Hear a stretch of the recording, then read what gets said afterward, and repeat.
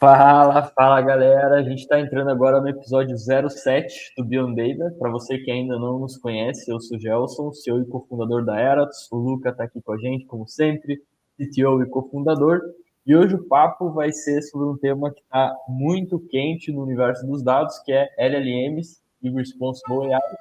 Para debater isso, a gente não trouxe nada mais, nada menos do que um PhD aqui, o primeiro PhD que a gente entrevista. Então, estão aí com o Ayrton Lopes. Cara, muito bem-vindo, meu cara. Obrigado por aceitar esse convite. É muito legal para a gente ter, em tão pouco tempo, ter gente tão relevante para a área de dados como você aqui. Então, muito obrigado mesmo por topar participar aí. É um prazer estar aqui com vocês, pessoal, e poder falar um pouquinho dessa área, né, que tem entrado aí em ascensão ultimamente, né, tá nos holofotes. Acho que desmistificar um pouquinho algumas coisas, né, e também trazer um conhecimento aí que pode ser necessário para todo mundo que está aí nessa carreira de desenvolvimento e eventualmente tem interesse também na área de dados e na área de inteligência artificial. Massa, perfeito. Pessoal, para quem não conhece o Ayrton ainda, o Ayrton hoje é professor na FIAP, atua na Accenture como gerente sênior de dados e IA na Latam, focado especificamente na frente de Responsible AI na companhia. É isso mesmo, Ayrton? Exatamente. Eu acabei de fazer um mês de Accenture, e tô Legal. lá tocando as nossas iniciativas técnicas em Responsible AI e mais recentemente nessa área, né, que visa um pouquinho da parte de dados mais tradicional, como também inteligência artificial com foco em LLMs e principalmente na questão de segurança, né, que muitas empresas ainda não estão focando quando o assunto são esses modelos de IA generativa. Massa, legal, cara, legal. Para começar, antes da gente entrar nesse tema aí de AI, Responsible AI, Ayrton, a gente tem muita gente que escuta esse podcast, vê a entrevista, enfim, que está entrando, está começando na carreira de dados. Então, eu sempre gosto de perguntar um pouco da carreira do entrevistado para entender, cara, como que você chegou em dados? Já sabia que queria trabalhar com dados? Como que foi essa evolução até chegar onde você está hoje? Você pode compartilhar um pouquinho da tua história, Claro, pessoal? claro, claro. Bem, a minha história começa primeiro na área mais acadêmica, né? Então, ali na graduação, eu fiz a graduação na Universidade Estadual do Maranhão, em Engenharia da Computação, e lá Legal. foi a primeira vez que eu ouvi falar em dados, em inteligência artificial. Então, desde o primeiro período da faculdade, eu já fui me motivando e procurando ali as aptidões necessárias, né? Porque depois veio a ser essa área da ciência de dados, né? Como a gente conhece hoje em dia, mas que na época era a tal da mineração de dados. Uhum. Então, trabalhei aí com os algoritmos clássicos de aprendizagem de máquina, construção de pipeline de dados, né, que é o que vocês têm falado muito aqui, né? Então, essa parte de engenharia de dados, não existe inteligência artificial sem uma boa engenharia de dados, é bom deixar isso bem claro para quem está começando na área, né? Então, vá Boa. atrás dos fundamentos, conheça bem como lidar com dados estruturados, semi-estruturados, não estruturados, antes mesmo de se aventurar com inteligência artificial. E lá eu tive a oportunidade de estar envolvido em duas iniciações científicas que me despertaram bastante aí essa vontade de atuar na área, né? Então eu Uhum. já trabalhava como desenvolvedor, não tinha empresa especializada em dados, como tem despontado aí nos últimos anos, né? Então, era muito comum você trabalhar ou numa área de processamento de dados, ou como engenheiro de software, Uhum. e pegar algumas coisas, né? Mais para a área de database, né? Administração de base de dados, etc. Então, eu acabava fazendo muito isso. Em paralelo, né? Então, eu concluí uma primeira iniciação científica que foi utilizando algoritmos de agrupamento para divisão de grupos de estudo e grupos de trabalho, utilizando fatores de liderança, fatores socioafetivos, que foi muito legal, porque eu comecei a ver também essa ideia de que a gente começava a trabalhar ali com dados de características de problemas humanos, né, que hoje é boa base do que a gente acaba resolvendo, né. Uhum. Em paralelo, eu trabalhei bastante com robótica também, fiz parte do grupo de mecatrônica da Universidade Federal do Maranhão, que foi a minha segunda iniciação científica. Eu tive uma iniciação tecnológica, na verdade, Lá eu trabalhei com a parte de transponders e roteirização de veículos, e isso Nossa. aplicou aos ônibus urbanos da cidade. Então, pude acompanhar um projeto realmente maior, com investimento da FINEP. Na época, eu tive muito próximo de alguns professores lá da Universidade Federal, que tinham contato com outros professores na Alemanha. Comecei também a vislumbrar uma etapa mais internacional da minha carreira. Então, assim, às vezes até fico chateado com o pessoal que fala que é, a, a coisa acadêmica está fora de moda, né? Ou então frequentar uma universidade, né? Acho que para a nossa área, que ainda é uma área pequena e que ainda está intimamente ligado às questões acadêmicas, Uhum. então talvez não faça tanto sentido assim, né? Claro que você pode ser um excelente profissional sendo mais autodidata, mas cabe também salientar que esse círculo acadêmico ele tem muita coisa a oferecer, né? Uhum.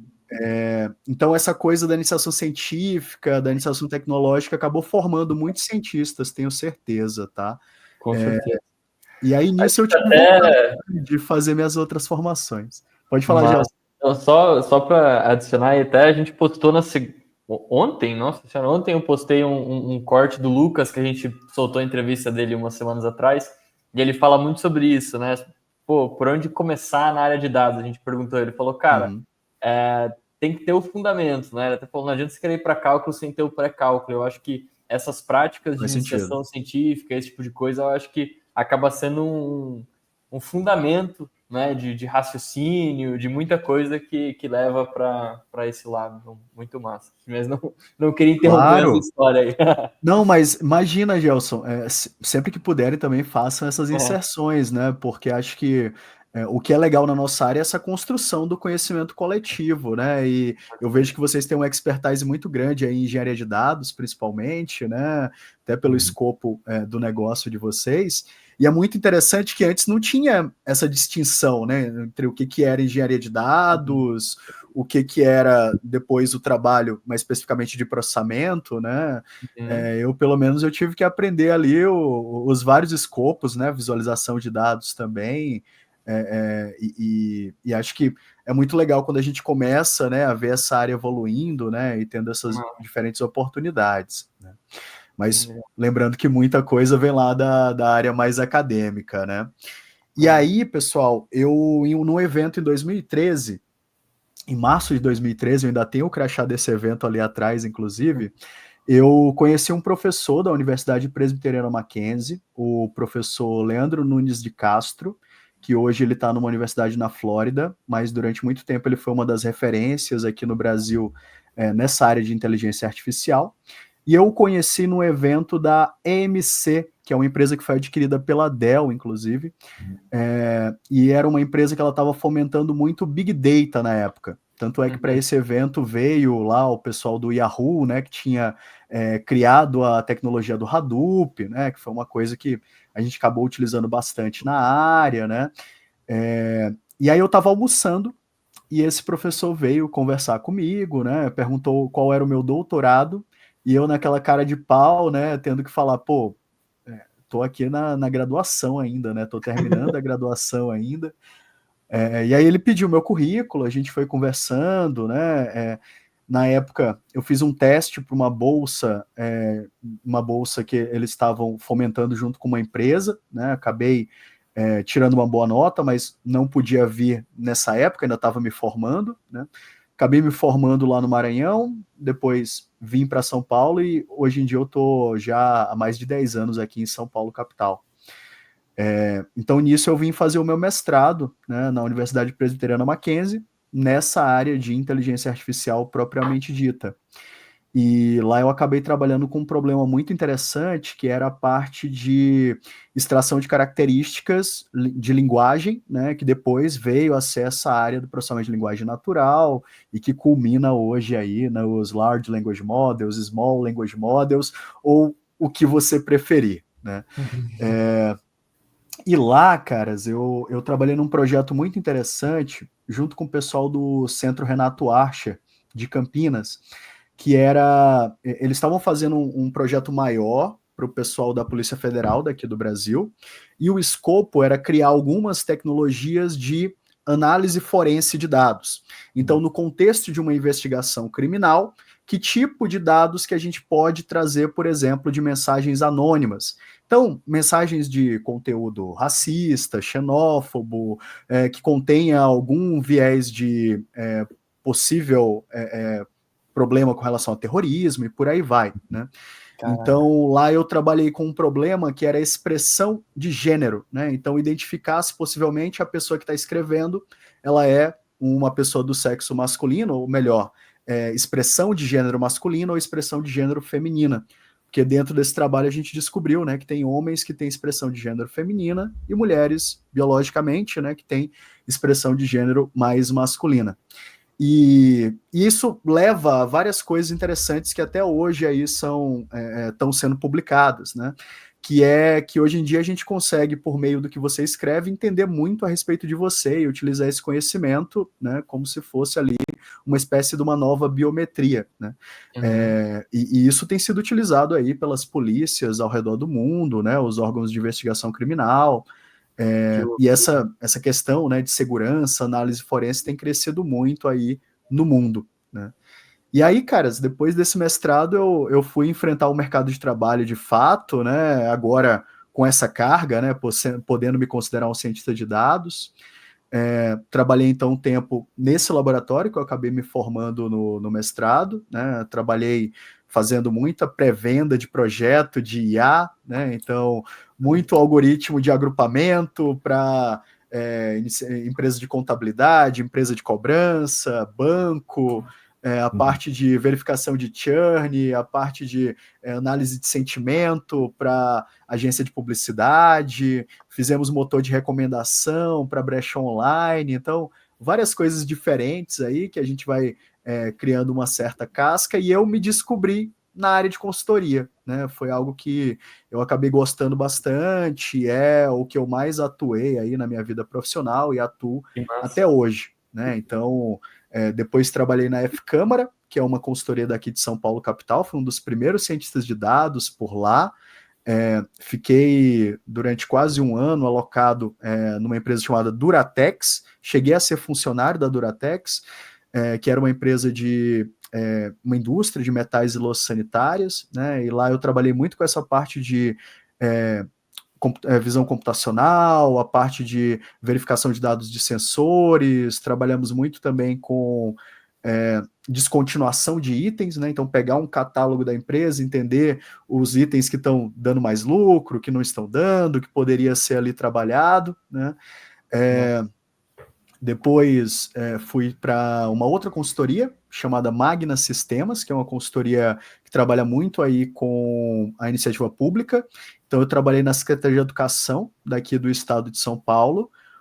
Em paralelo, eu estava terminando meu doutorado também, então eu acabei criando um case lá dentro da secretaria que depois eu expandi como meu trabalho de doutorado, que é um sistema de verificação de evasão escolar, o maior do mundo, né, o maior da América Latina, o maior do mundo nessa área, e foi muito legal porque é um sistema que até hoje aí roda para 1,5 milhão de estudantes todos os dias, né?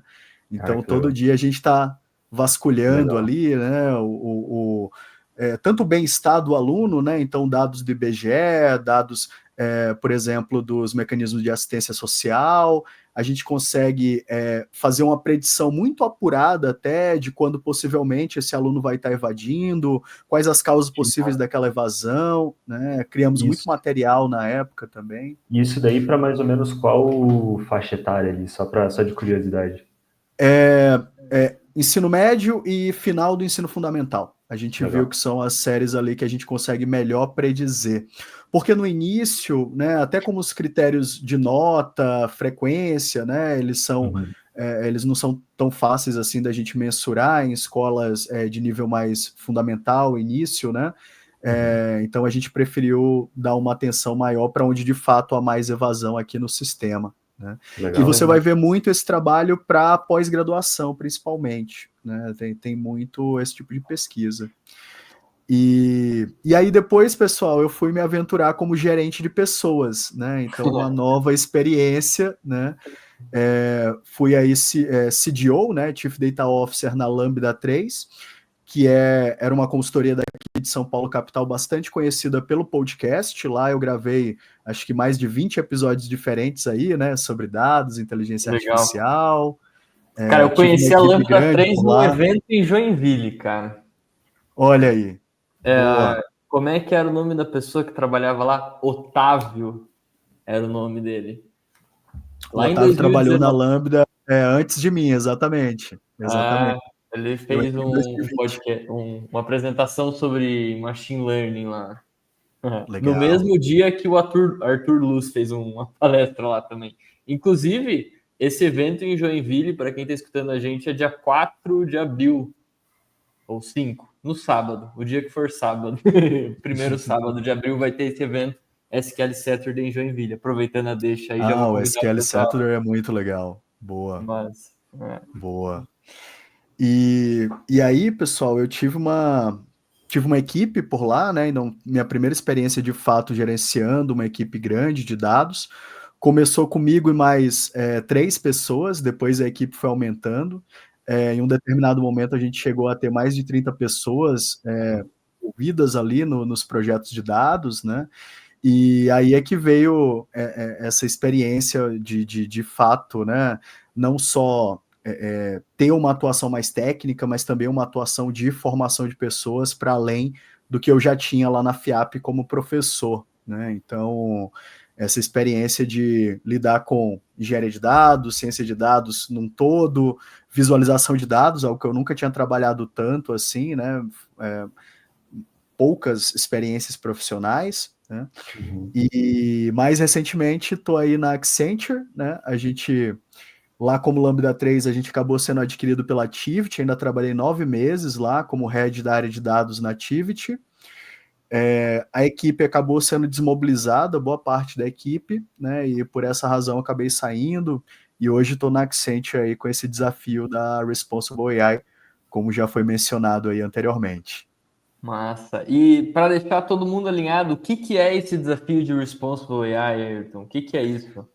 Então, nos últimos anos, nós temos descoberto, né, um grande problema com relação a vieses e questões como falta de equidade ou simplesmente modelos que, porventura, eles não traduzem muito bem o funcionamento de um problema, de um fenômeno, como ele se dá no mundo real. Então, nós começamos a ver modelos que não trabalhavam de uma forma responsável os dados e que, porventura, podiam até mesmo aumentar os vieses já existentes aí em alguns problemas bem grandes, como, por exemplo, decisões jurídicas, análise de crédito, concessão de serviços públicos, dentre outros problemas bastante complexos. Então, hoje, né, temos uma necessidade muito grande aí de modelos que passem por determinados testes e que sejam, de fato, né, mais próximos daquilo que a gente está tentando modelar, daquilo que a gente está tentando mensurar dos problemas de mundo real, né? E parece muito fácil falar, né, mas ter um algoritmo que seja justo, né, e que modele de fato problemas complexos, né, como alguns dos que eu mencionei aqui, tem se tornado muito difícil, especialmente quando a gente vai aí para o mundo da IA generativa, dos modelos de aprendizagem profunda. Boa, boa. Eu gostei bastante, Ayrton, que você comentou. Acho que a palavra-chave aqui desse tema é segurança, principalmente quando a gente fala sobre Responsible AI. E eu fico um pouco na dúvida sobre aonde é mais relevante ter essas travas ou ter esse controle de segurança. Na parte dos dados que estão alimentando modelos, ou eu tenho um modelo já treinado, independente do dataset que criou ele, mas eu tenho sim uma governança sobre a predição dele, ou o que eu faço com a predição. A gente tem 2 pesos e 2 medidas? Como é que funciona isso? Temos e temos até mais, tá, Luca? E excelente pergunta. Então, o que o Luca acabou de falar aqui para nós é a questão dos guardrails, né? Principalmente com relação a esses modelos aí de linguagem natural em geral, né? né? Então, esses language models, né, por eles serem modelos caixa preta, então geralmente você vai ter alguma espécie de guardrail ou um filtro, né, deixando aqui em termos bem leigos, tanto para aquilo que está sendo jogado no prompt, então, para aquilo que eu estou gerando numa interface que vai ser processado pelo nosso modelo. Então, por exemplo, nós não queremos que o modelo ele tenha sequer contato com qualquer informação que possa infringir ali alguma regra daquela empresa, né, que detém aqui aquele modelo, né?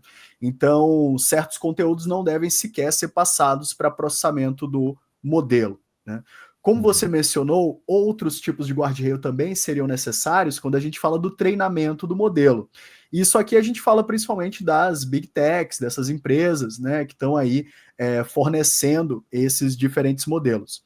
Então, por exemplo, você pode ter um dado utilizado para treinamento de um modelo que possivelmente possa ser enviesado de propósito, né, ou até mesmo envenenado, né? Então você passa dados irreais ou que não são característicos daquele problema de mundo real para o teu modelo, esperando ali, de algum modo, perturbar o treinamento desse modelo. Isso é um pouco mais raro, porque normalmente é um agente interno que acaba fazendo esse tipo de ataque, né? E hoje em dia, Luca, a gente tem falado de um outro tipo de guardrail que também é bastante interessante, que é fazer uma filtragem da resposta do modelo, tá? E por que isso? Porque tem alguns ataques da área de segurança que o pessoal está começando a trazer para a área de inteligência artificial. Então, falar, por exemplo, de prompt injection, ou então o cara adaptar a entrada do prompt para poder fazer com que o modelo fale alguma coisa que não deveria, né? Então, exemplo, você entrar ali no chatbot bancário e de repente ele falar do quão bons são os serviços do concorrente, né? Então, quer dizer, não é exatamente algo que vai infringir qualquer tipo de lei mais restrita, né? Mas mesmo assim é um escândalo para aquele cliente, né? Então, é muito interessante quando a gente começa a ver essas possibilidades aí, porque os agentes atacantes, eles também estão ficando espertos, eles estão também estudando isso aqui, tá? A gente não pode achar que só nós, né, que somos espertos o suficiente para estar estudando essas técnicas assim que saem os papers, né? Os atacantes também estão estudando, estão testando até com mais afinco que nós. Com certeza. É aquela guerra infinita, né? Então a gente desenvolve uma forma de se proteger desses ataques, vai lá, cria um novo método e fica num vai e vem para sempre. Ayrton, eu queria separar algumas perguntas em duas áreas. Primeiro, essa parte de viés em dataset, que eu acho que é uma coisa bem legal de ser explorada, e depois falar um pouco sobre esses, brechas que a gente pode ter no uso, do outro lado do modelo, pode ser? O que eu gosto Legal. dessa questão de buscar entender sobre vieses do dataset, que, pelo que eu vi, me corrija se eu estiver errado, por favor, se você pesquisar e torturar um dataset suficiente, você sempre vai achar algum tipo de viés, né? Sempre vai ter alguma coisinha ali cara, nem que seja o tamanho da amostra que você está usando, enfim, as variáveis que você tem à disposição, sempre você vai ter algum tipo de viés no dataset. E às vezes eu gosto de acreditar um pouco na inocência das pessoas, né, que não fazem esses treinamento de modelo com más intenções. Na verdade foi, cara, vou tentar desenvolver aqui, coletei 1 milhão e meio de registros para servir, acredito que o meu dataset está balanceado e acabo criando um modelo que tem problema, né? Acho que a gente tem dois casos muito relevantes, vou pegar o principal, que era do Face ID, da Apple. Eu acho que esse foi um dos principais problemas, que, cara, com pessoas negras ele tinha uma acurácia bem menor. Assim que descobriram isso, arrumaram já, mas foi literalmente um problema de treinamento, né? Escolheram um dataset que talvez não representasse tão bem para, enfim, essa demografia. E como é que a gente se protege disso? Porque é um problema complicado de você conseguir pegar uma red flag antes de ir para a produção, um negócio desse. Qual que é o processo? Como que a gente faz isso? Muito bom. Então eu não vou entrar muito aqui nas questões mais extremamente técnicas, mas basicamente nós temos então, né, várias estratégias para que nós possamos mitigar riscos, tá? É bem interessante salientar isso. Como o próprio Lucas já percebeu aí, deve ter pesquisado antes, né? Não tem como a gente remover todos os riscos possíveis, até porque, principalmente quando a gente está falando de uma LLM, né, então as entidades atacantes e os tipos de ataque, eles vão mudando aí com uma certa frequência. Então esse é um trabalho que as empresas agora estão percebendo que ele tem que ter um prazo bastante longevo, e tudo que a gente está falando aqui são modelos e mitigações bastante vivas, tá? Então, primeira coisa, a maioria dos problemas que a gente vai estar atacando, eles têm que ser encarados como mitigações e estratégias que devem acontecer em várias etapas do projeto de dados no todo, tá? Obviamente, a gente tem duas coisas aqui bem interessantes, né? A gente tem a governança de dados e tem a governança também de AI, e elas têm que ter um foco ali muito similar entre elas, né? Então, uma das coisas assim que eu acho interessante, né, e que leva então a sua questão, né, Luca, é que o que a gente está querendo aqui é basicamente abordar a equidade, né? Então, de algum modo, eu tenho que estudar aquele fenômeno de mundo real e saber que o meu modelo, por exemplo, que vai processar aqueles dados, ele deve se valer de uma amostra que seja próxima daquela do mundo real. Então, de preferência, né, por exemplo, né, se a gente vai lidar com diferentes populações, diferentes classificações, lidando aí com um problema como o problema da educação, que eu falei anteriormente, né?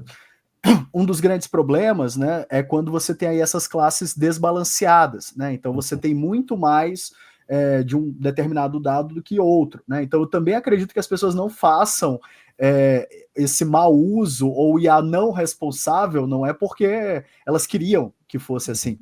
É porque, de fato, e vocês já devem ter tido projetos assim, né? É que até pouquíssimo tempo atrás a gente não conseguia gerar tantos dados assim, né? Quando não tinha IA generativa, né, era muito mais difícil você gerar dados amostrais, né, de uma determinada qualidade que de fato você pudesse passar para uma IA, né? Então acho que o primeiro desafio é esse, né? E o segundo desafio é que assim, as empresas elas querem aquele software de IA que ele seja rápido o suficiente e que muitas das vezes a coisa do teste, poxa, pessoal, vocês estão numa empresa de dados, certo? Vocês ouvem falar assiduamente de teste de dados? Não, pouquíssimo. Específico para dados? Pouquíssimo, pouquíssimo. A gente não tem cultura nem de teste de software no Brasil. Sim. Sim. De fato. Entendeu? Assim, a gente vê em engenharia de dados é uma coisa que eu acredito que a gente veja mais do que, cara, no terço final da aplicação dos dados, porque é um processo para a gente falar o que é uma tarefa de engenharia de dados com sucesso. Não é só mover do lado do ponto A para o ponto B, mas é mover o que precisa ser movido do ponto A para o ponto B, onde que você preserve a qualidade e, enfim, a propriedade daquele conjunto de dados. Então, algum tipo de teste é feito, né, nesse racional. Daí, de novo, estou falando bem no viés onde a Eratus atua. Mas imaginando que tem um data warehouse, um data lake, que o dado está certo e eu vou consumir isso, aqui, pouquíssimo, né? Tipo, já vai para o treino, já vai ali para... E é isso mesmo. Muitas das vezes a gente confia naquele teste de integridade, teste de completude, né? Algumas empresas, né, as maiores aí, têm as suas métricas de data quality bem desenvolvidas, né? Mas meio que para por aí. Se o modelo fala aquilo que a empresa quer, ele está sendo utilizado. A Eratus já teve um braço de consultoria, eu sempre comento isso daí, porque a gente viu muita coisa legal no mercado brasileiro. Uma das coisas que eu lembro bastante é que, cara, tinha um modelo bem legal, que tinha sido treinado há, enfim, 2 anos ali, e eles não estavam fazendo nenhum acompanhamento de data drift. Então, assim, o modelo, cara, ele começou a ter as métricas, enfim, muito, muito penalizadas por isso, e era literalmente pequenas variações nos inputs que você estava dando para esse modelo. Assim, imperceptível se você olha de um dia para o outro, mas ao longo de 2 anos, cara, é uma variação absurda. Né? Agora imagina se você está lidando com dados extremamente sazonais, como, sei lá, dados de agronegócio, dados de mensuração de um sensor IoT que está ali mensurando vários atributos, às vezes milhares de atributos por vez. a gente tem que ser mais consciente do uso desses dados, né? Uhum. E vai muito até do que vocês estão fazendo aqui, né? Essa questão de evangelização também, um pouquinho de data literacy, né? Acho que tem que ser um pouco de bottom-up também, né? A gente que tem esse viés mais técnico tem que trazer esse conteúdo para que os tomadores de decisão, né, de grandes empresas que ainda não se movimentaram, perdão, comecem a entender que é necessário e que tem muita coisa que eles julgam que estão sendo data-driven, que eles estão ali trabalhando em dados que, na verdade, estão servindo a algum propósito que a gente não sabe lá qual é, né? Mas que definitivamente não estão falando a verdade. Massa.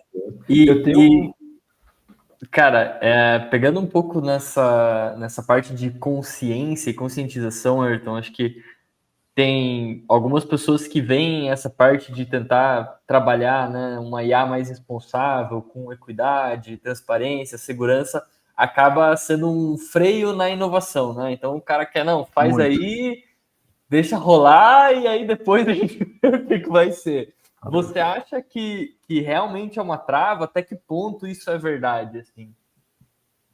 Olha, isso de fato acontece, né? Ainda mais quando vocês também já devem ter passado por isso, né? Quando em algum cliente você vai lá e você descobre que a equipe de dados é uma, duas, três pessoas, né?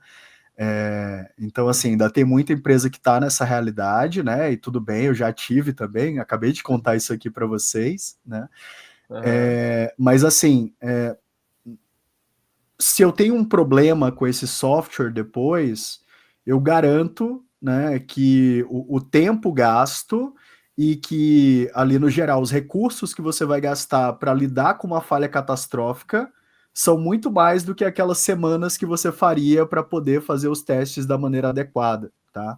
E hoje em dia a gente já tem métrica para poder falar sobre isso, já temos casos onde a falta de uma IA responsável já teve consequências bastante catastróficas, né? Então, para os nossos ouvintes aí, para quem for dar uma olhada nesse podcast, tem o caso aí da Compass, por exemplo, que era um software jurídico utilizado nos Estados Unidos para progressão de pena, né? Então, a pessoa que estava ali em busca de liberdade condicional e ela tinha um viés racial, né? Então, um viés ali por conta dos dados de treinamento.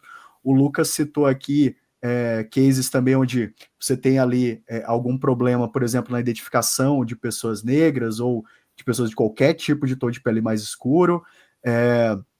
Mesma coisa, o crop do Twitter, né, do antigo Twitter, teve uma época também que o algoritmo ficou descalibrado, né? Então, assim, pode não ter afetado, sei lá, nossa vida, muito provavelmente, né? Mas já tem afetado a vida de algumas pessoas aí ao redor do mundo, né? E lembrando, pessoal, cada vez mais a gente está botando IA em processos de negócio bastante relevantes. E a maioria dessas IAs a gente está confiando em mecanismos caixa preta, em projetos que literalmente, né, eles são aí levados a mercado, né, de maneira bastante rápida e que fatalmente tem muita coisa não testada sendo levada em produção. Eu acho. Pode falar, Gelson. Foi mal. E você acha que, assim, realmente a gente vai conseguir chegar num momento onde essas LLMs elas vão ser responsáveis, de fato, né? Tipo, a gente vai conseguir chegar nisso? Ou é um eterno, assim, correr atrás do rabo, sabe? Porque a gente fala muito isso, falei muito isso já aqui sobre, tipo, cara, você se tornar data-driven. Na minha visão, você nunca vai se tornar data-driven, porque o que é ser data-driven há 20 anos atrás não é a mesma coisa que é hoje. Então, ele é uma busca, tipo, é um negócio que está evoluindo e você está tentando correr atrás, assim, sempre.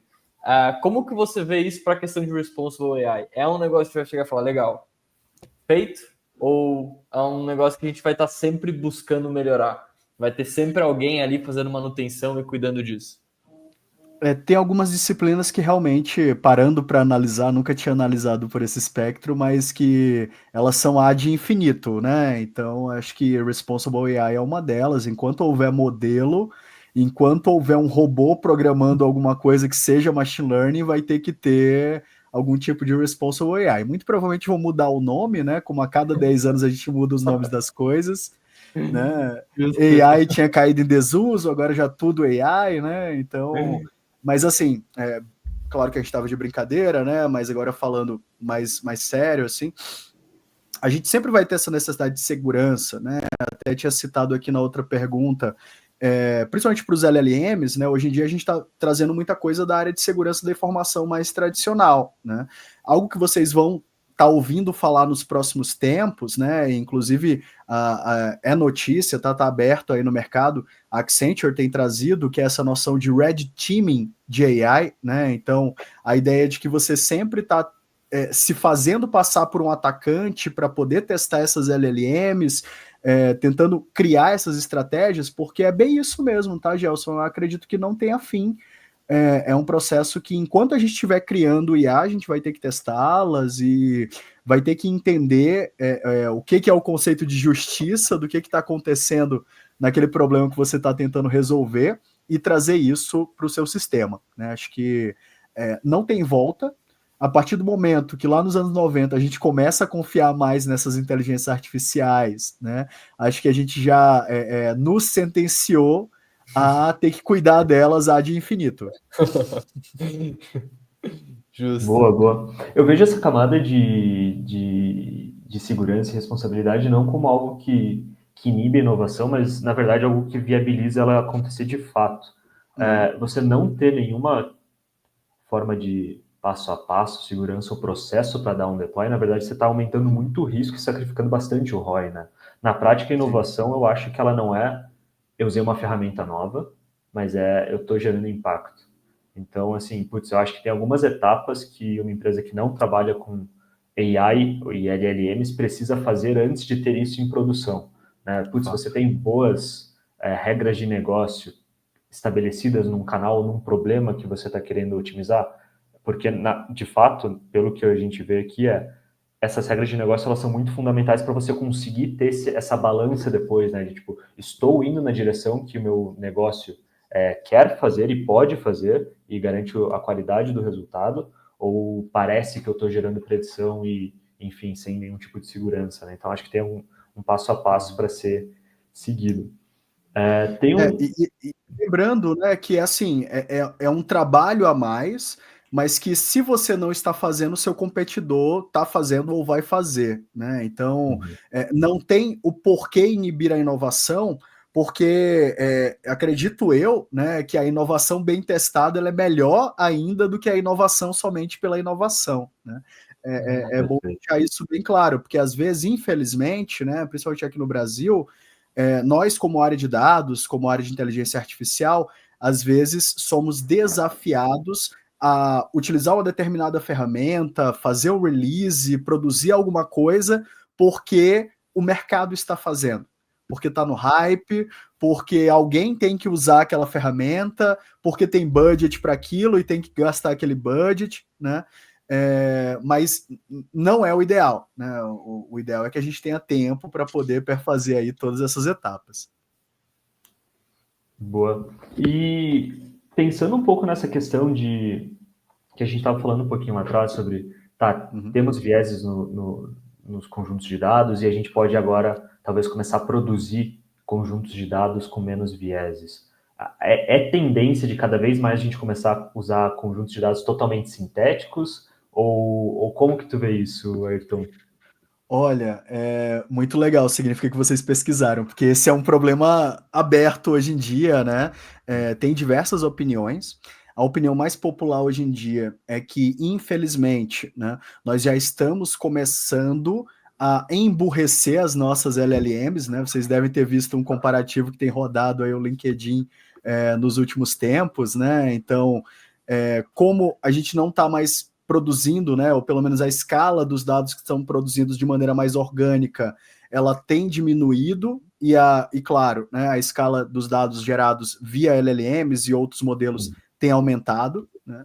Então, tem uma parte dos cientistas que dizem que a gente tem que começar a explorar outros paradigmas, né? Tentar ir para paradigmas talvez que sejam mais criativos, né? A questão do reasoning para LLMs tem sido falado bastante, justamente porque tem esse problema, né? Da gente começar a enviesar os nossos datasets, as nossas LLMs, porque nós estamos trazendo para elas dados que já foram gerados por outros mecanismos de maneira artificial, né?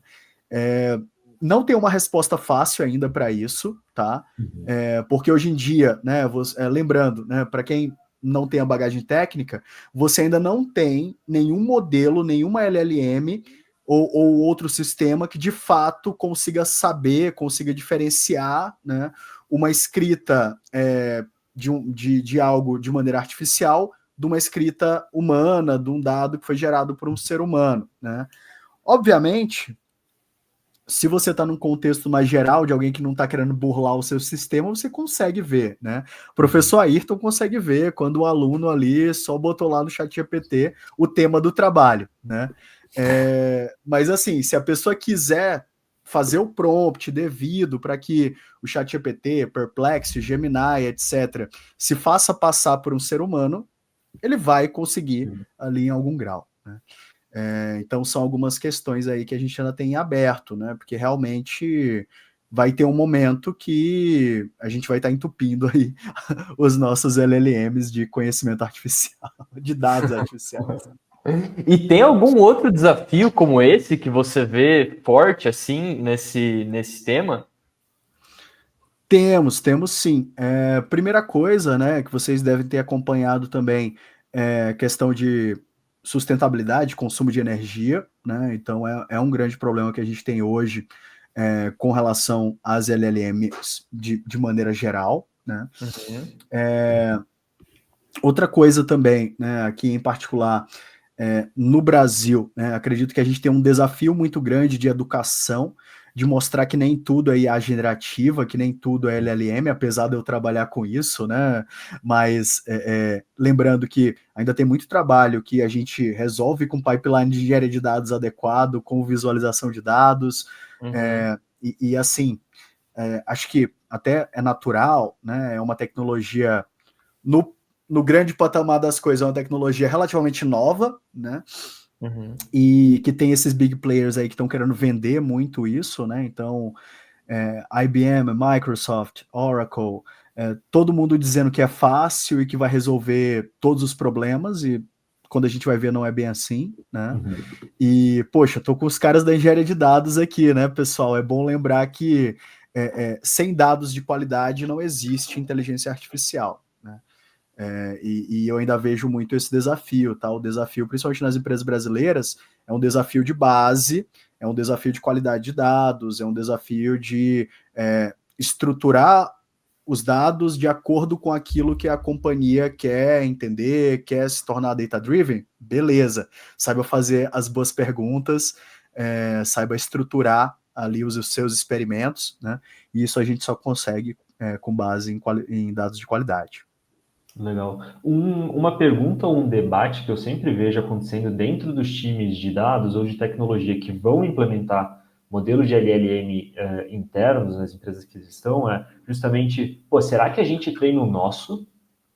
Ou será que a gente usa um provedor como OpenAI ou terceiro? Ayrton, qual que é a tua visão sobre isso, cara?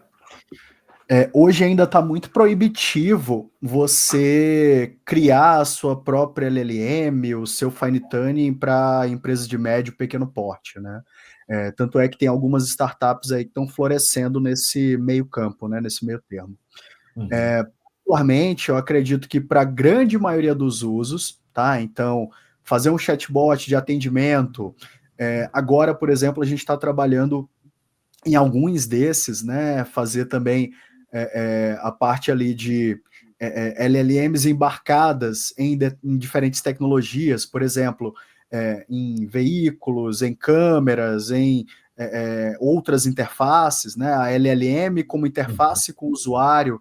Eu acredito que para essas empresas, o ideal é você começar com RAG, com alguma estratégia de otimizar o uso de um motor aberto, né? Um motor que você possa contratar como um Gemini, né? Um GPT, um modelo GPT da OpenAI, ou qualquer outro, né? Então, acho que o primeiro passo é esse, né? Se acostume a criar os seus guardrails, a fazer seus filtros adequados de conversação, ter uma experiência que seja aprazível para o usuário.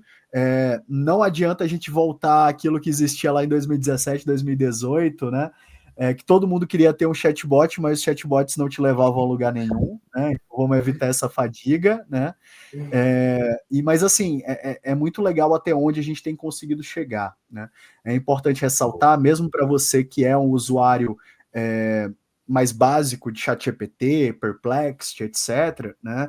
É muito legal ver que a maioria desses modelos já tem aí modelos e algoritmos de machine learning por trás, já conseguem fazer pequenas predições, já conseguem criar texto, criar tabelas, etc., né? Então, você já consegue fazer um pequeno fluxo de análise de dados dentro desses mecanismos, né?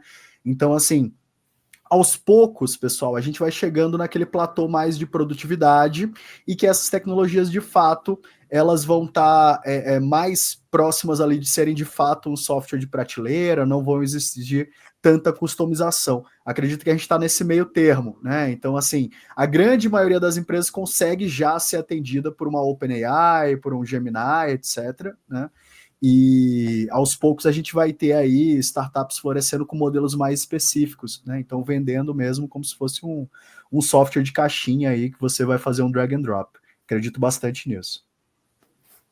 Boa, boa. E pensando um pouco nessa questão enfim, de boas práticas sobre output de modelos generativos, principalmente. Se eu não me engano, eu tenho que dar uma olhada como que está esse processo na União Europeia, mas eles queriam criar como se fosse uma blockchain onde toda a predição feita por um modelo fosse registrada ali para a gente conseguir auditar. Já ouviu o Elon Musk falando coisas nessa linha também. E acho que isso seria uma boa forma, não estou falando que é prático nem nada, mas a gente conseguir separar esses dados que são gerados por humanos e por IAs generativas.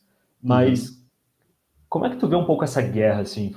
É esse lado que a gente está olhando, de ter uma entidade terceira que, de fato, caracteriza, isso daqui foi gerado por IA. Acho que tem modelos da China, que a China até já comentou que tudo que for gerado por IA, eles vão colocar esse label ali no metadado junto da informação. É para essa linha que a gente está caminhando? Ou tem, cara, alguma outra coisa aí nos confins de Responsible AI que ainda não vi? Legal, legal. Então é bom deixar claro que esse comentário do Luca, né, tem a ver muito com o AI Act lá da União Europeia, que é a primeira legislação, né, que visa legislar a respeito dos modelos de inteligência artificial. Então lá nós estamos indo por um lado onde qualquer resposta, qualquer interação que ela seja por meio de um modelo, ela vai ter que ser evidenciada. Então, se eu estou no chat, vai ter que aparecer uma flag de que aquela resposta ela foi criada por um determinado modelo, tá? Outra questão também, né? Por que o pessoal está achando que blockchain talvez seja uma ideia para poder tornar, pelo menos, de onde está vindo esse resultado um pouco mais transparente, né? Porque a ideia é que, primeiro, esse AI Act ele tentaria dificultar um pouco a existência das blockchains públicas, né? Então, essa ideia da blockchain mais descentralizada, né? Então, sem um ator principal, ela meio que deixaria de valer, né? Então, você teria ali modelos registrados, por exemplo, em blockchains privadas, onde você consegue acompanhar ali melhor onde que o modelo está sendo utilizado, para que está sendo utilizado, né? Se ele vai passar por uma auditoria, alguma coisa do tipo, né? Então, de maneira a preservar quais dados foram utilizados, os parâmetros do modelo e por aí vai, né? Isso ainda está muito no campo das ideias, assim, né? Principalmente esse uso mais de blockchain, né? Acredito que é alguma coisa que pode, de fato, acontecer, tá bom? Mas não é dizendo, assim, que todo modelo de uma pequena empresa, de uma média empresa, vai ter que passar necessariamente por esse tipo de escrutínio, tá? Mas acredito que sim, para empresas, principalmente, que lidam aí com dados de perspectiva social, dados de crédito, grandes bancos, com certeza, à medida que esses modelos, eles vão fazendo parte, né, do dia a dia de decisões que vão impactar diretamente uma grande parte da população, eles vão passar por um escrutínio cada vez maior, né? E para quem quiser conhecer um pouco mais sobre isso, aqui no Brasil a gente também tem, né, um projeto de lei, que é o projeto de lei 3338 de 2023, né, que vai passar aí por tramitação esse ano ainda, né, temos perspectiva aí de que já seja nos próximos meses, que justamente visa, né, trazer um pouquinho mais dessa ideia aí de que grandes corporações têm de ter modelos pelo menos mais explicáveis, né, ou transparentes. E aí sim acredito que vai ter uma corrida das empresas aí para o IA mais responsável, à medida do que já aconteceu, por exemplo, com o LGPD anteriormente. Massa. Perfeito. Eu ia chegar nesse ponto mesmo, Ayrton. Você acha que agora que não tem legislação, essas big techs, elas estão preocupadas com o Responsible AI? Ou é posicionamento de eu sou o responsável? Olha, elas estão preocupadas. E eu vou te dizer da perspectiva de que hoje eu estou muito próximo, principalmente da Microsoft e do Google, né? Legal. Na minha posição de Microsoft MVP e também como Google Developer Expert, eu vejo que o Google está muito interessado nisso, tá? Não posso ficar divulgando muitos detalhes, mas assim, eles têm umas iniciativas de Responsible AI que estão acontecendo enquanto a gente está falando aqui, principalmente com relação a LLMs, tá? A Microsoft ela já tem muito essa pegada, já faz bastante tempo. Eles foram os autores aí das primeiras guidelines que eu ouvi falar assim, sobre IA responsável, tá?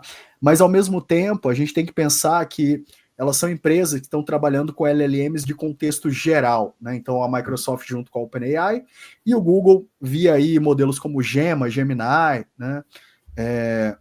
Então pensa que esses modelos, né, eles têm que ser testados para uma infinitude de tópicos e de problemas relacionados à responsabilidade que podem ser muito diferentes de uma cultura para outra, de um viés populacional ou não, até mesmo amostragem de dados, né? Então, eles estão lidando com uma realidade extremamente complexa e que vai necessitar não só um trabalho das próprias empresas, mas também de um consórcio aí de empresas, né, que vão estar trabalhando nesse conceito junto aí dentro dessas LLMs e desses modelos de linguagem à medida que eles vão ficando maiores, né? E o que eu acredito, pessoal, é que daqui a pouco a gente vai começar a ter modelos cada vez mais especializados. Isso já está acontecendo na Europa, em algumas cidades ali da América do Norte, né? Que é você ter, por exemplo, modelos como sistemas especialistas, né? Para educação, saúde, finanças, etc., né? E a gente não quer nenhum modelo aí prometendo coisas que não pode, né? Comprometendo a segurança das empresas, né? Então, assim, à medida que a gente vai trazendo mais modelos para dentro do nosso stack, né, e vai aumentando ali onde esses modelos estão sendo incluídos, vai aumentando gradativamente a necessidade por IA mais responsável. Que massa. E eu acho que é um movimento que faz sentido, né? Se você olhar até, sei lá, com o mercado de software para empresa mesmo. Cara, antes era RPzão, maluco, faz tudo, e aí foi, Sim. cara, aí foi ficando mais modular, aí, pô, agora tem software só para documentar, outro só para formulário, outro para, né? E aí eu vejo que pode fazer sentido mesmo, né? Essa especialização. E daqui a pouco vai barateando também, né? Vai começando a ficar mais factível você mesmo, né? Treinar ali uma LLM sua com um funcionamento específico baseado nas tuas regras de negócio. Vai ter muita coisa interessante acontecendo aí. As LLMs elas vão ficar mais criativas, elas vão ficar menos criativas para alguns problemas, né? Então a gente sempre está correndo atrás do próprio rabo também, de alguma maneira. E o que foi a coisa mais criativa que você viu uma LLM fazer, Jairton? Esses dias eu estava brincando aqui com uma LLM de perguntas e respostas, onde você tenta quebrar a LLM. Depois eu tento achar o link aqui para vocês, me fugiu agora o nome, Mas é muito legal porque meio que é o que eu faço hoje em dia profissionalmente, só que como se fosse um jogo, né?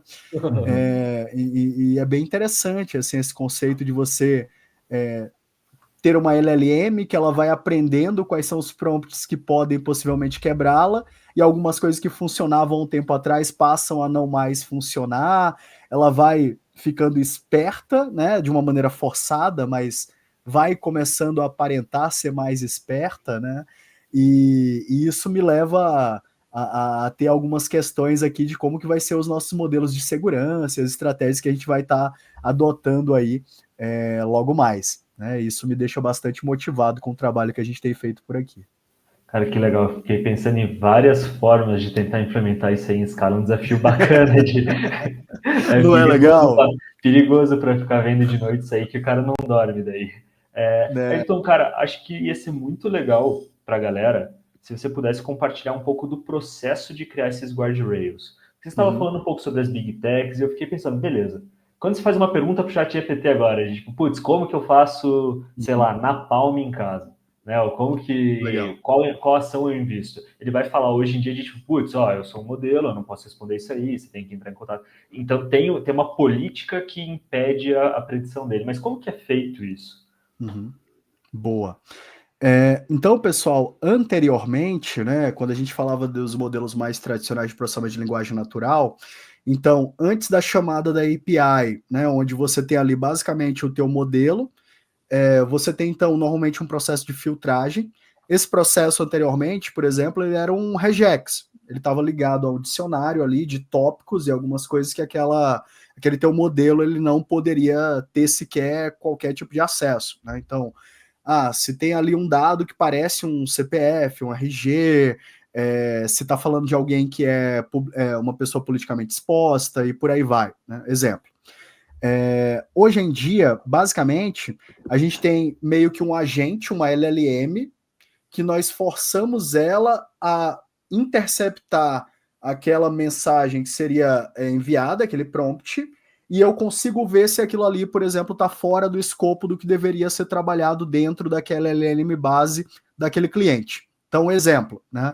Se eu estou falando de um determinado banco, né? Banco X, né?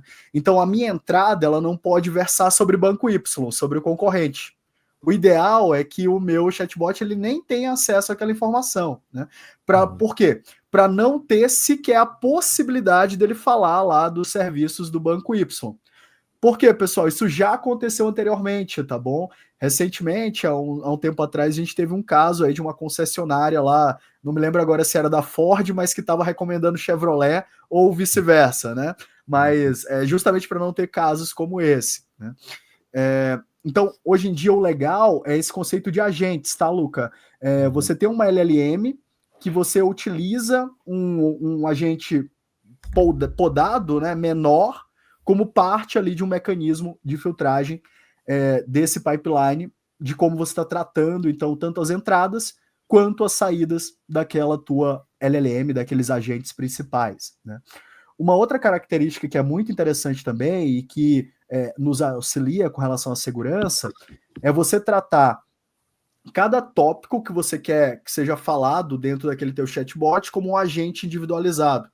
Então, exemplo, dentro do contexto bancário, eu poderia ter um agente específico para falar da opção serviços, um outro agente transacional, um outro agente que vai tentar fazer uma sumarização daquele conteúdo para jogar aquilo para o atendente, tá? Algumas empresas já estão dominando bastante esse modelo que a gente está chamando de agentic, né? Então, assim, nós estamos caminhando, né, para porque eu diria que é o agentic-centric, né? Então, essa ideia de que, semelhante ao que era a nossa ideia lá do data mesh de engenharia de dados, né? Agora aplicar essa questão de transacionar dados, né, de um agente para outro, à medida que a gente também está utilizando esses agentes como parte dos nossos guardrails, tá? E aí você tem guardrails mais tradicionais também. A gente continua utilizando muito regex para documento de identificação. Eu acho isso, desculpe interromper, Ayrton, mas eu acho isso aí, cara, incrível. vem tecnologia nova, volta tecnologia, e a gente sempre fala de Ninguém regex. mata o regex. Não tem como, cara. Não tem como. Na área de tech, não tem como matar o regex. E aí, claro, você vai ter uns guarda-reios mais sofisticados, né, que estão ligados a um motor de IA específico. Aqui, né, a gente tem feito muito essa questão do red teaming que eu te falei, né? Então, a ideia é que a gente possa depois avaliar as saídas, né, desse agente e começar a metrificar também essas saídas e ter ali um arquétipo do que seria a qualidade de cada um desses agentes e depois tá trabalhando em cada um deles de maneira mais individualizada, né? E tornar eles mais próximos aí do que a gente acredita que seria um agente mais inteligente, né? Então, indo em mais detalhes, seria isso, né? A gente implementa tanto guarda-reios mais tradicionais, como aqueles baseados em filtros, identificação de informações que podem identificar pessoalmente alguém, né? Identificação de negócio, né? Se não quer que fale do concorrente, se não quer que fale palavrão, se quer que adote um determinado tipo de linguagem, né? E o legal é isso, porque assim, um projeto hoje de agentes ele pode ser tão complexo quanto você quer que ele seja. Sim, que massa, que massa. Que massa.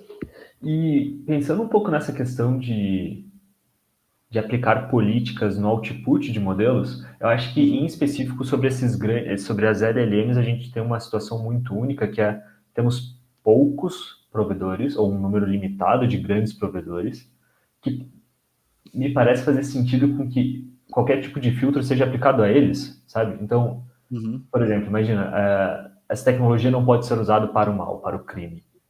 Pode não fazer sentido, em vez de você tentar travar na saída, na entrada ali, porque está passando na infraestrutura de um grande player, que eventualmente está dentro das regras do Brasil, ou enfim, de qualquer país que está atuando. Me parece que tem um match ali de viabilizar esse Responsible AI em escala, né, falando, não dependendo do time que está usando para falar, putz, eu vou fazer um bom uso disso. É exatamente isso, né? E outra coisa, né? É interessante salientar que as empresas, sim, elas estão trabalhando, né, com o Red Teaming, criando os diferentes guarda-reios. Se você tenta hoje, né, um ataque, por exemplo, ao Gemini, né, você tenta qualquer um desses mais tradicionais, né, então a Lit Speaking, tentar fazer com que ele pegue lá o teu prompt e ele transforme numa determinada linguagem, né, faça uma criptografia de algum tipo de base, etc., e depois tente jogar isso para o modelo, né? A maioria desses ataques mais padrão não funciona mais, né? Às vezes você ainda consegue, né, com troca de letras, né, mudando algumas coisas ali, mas tá ficando mais raro. Então, assim, dá para notar que eles estão desenvolvendo, eles têm essa preocupação. Só que também, é como você falou, tem o problema da escala, né? Eles atendem a muitas linguagens, a múltiplas culturas. Tem uma coisa também que acho que, como todo mundo aqui trabalha com dados, vocês devem saber bem disso, né? É que, assim, quanto mais você trabalha com o mesmo problema, mais certas coisas não aparecem para você, né? Então essas empresas elas têm um problema que é assim, às vezes tem que ter um agente externo, então um programa de bounty hunting, alguma coisa do tipo, né? Para que as pessoas estejam dispostas a partilhar também os bugs que elas estão observando, né? Então esse bug hunting, né? Esses bounties, isso vai acontecer bastante também nessa área, tá? A gente já está começando a ver algumas iniciativas nesse sentido. E assim, ainda não existe um manual, né? A gente até estava falando aqui, será que tem uma boa prática para isso, né? Os guarda-reios, por exemplo, né? E assim, tem várias coisas, né? Por exemplo, se você pega lá o OASP Top 10, né? Que era bem tradicional para segurança, agora tem uma versão para LLM, né? E não é à toa, é sinal de que, poxa, tem muita gente tentando atacar as LLMs por aí, né? Seja por diversão ou para ganhar algum tipo de controle ali sobre a saída daquela LLM e por aí vai, né? Então, assim, não é mais coisa de filme, né? Já está acontecendo e vai acontecer cada vez mais. E para resolver tem que falar com a Ayrton. Isso, de preferência. Boa. Galera, a gente tá chegando no final aqui, Ayrton. Para finalizar, a gente tem uma pergunta clássica que é: que livro você recomenda, cara? Opa, eu gosto bastante do Guia do Mochileiro das Galáxias, do Douglas Adams, tá? Então é uma série de livros aí que eu sempre recomendo, tá bom? Para todo mundo que gosta aí de ficção científica, é um prato cheio. E tem muita coisa ali interessante para quem gosta de tecnologia, de dados, de maneira geral. É muito interessante como o Douglas Adams conseguia vislumbrar algumas coisas que não existiam de fato na época dele, só foram existir depois de muito tempo e que hoje a gente tem por aí, né? Então Que recomendo massa. muito. Cara, se eu não me engano, acho que esse foi um dos livros favoritos do Elon Musk. Acho que ele comenta isso na biografia dele, Boa, desse boa. livro. Então fica aí a recomendação do Elon Musk e do Ayrton. Recomendo. Massa. Ayrton, cara, muito obrigado de verdade por esse bate-papo. A gente terou um pouquinho de tempo, mas, cara, muito massa. Acho que a gente conseguiu abordar tópicos muito legais, mais técnicos, mais gerais para aplicação aí de LLM e Responsible AI. Então, obrigado mesmo pela participação. Obrigado vocês, pessoal. Agradeço a todos aí que puderam consumir esse conteúdo aqui, né? E obrigado vocês também, né, por disponibilizarem esse espaço para a gente poder estar falando desse assunto, né? Que espero eu que daqui a pouco seja mais falado, mais visto aí nas diferentes empresas. Boa. Obrigado, Ayrton.